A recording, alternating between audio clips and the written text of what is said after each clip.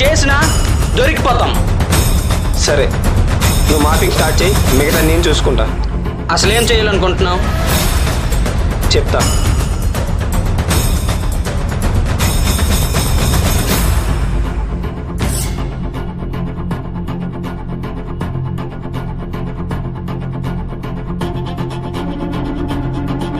Thanks రా. నా కోసం ఇన్ని చేసిన నీకు కొన్ని నిజాలు చెప్పాలరా. అసలు నేను నీ బామ్మదినే కాదు, నీకు నాకు ఎలాంటి సంబంధం లేదు.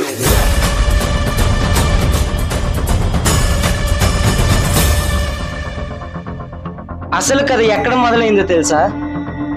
ఇంటికి వచ్చిన చిన్న పాము పెట్టిన కండిషన్స్ మీద ఫోకస్ చేసావు కానీ పక్కనే ఉన్న నడిపిస్తున్న పెద్ద పామును పట్టించుకోలేదు. అదే లాటరీ పేరుతో దగ్గరయ్యాడు, ప్రాపర్టీ పేరుతో నన్ను దగ్గర చేశాడు, ఆఖరికి ప్రాపర్టీని నా చేతిలోకి వచ్చేలా చేశాడు.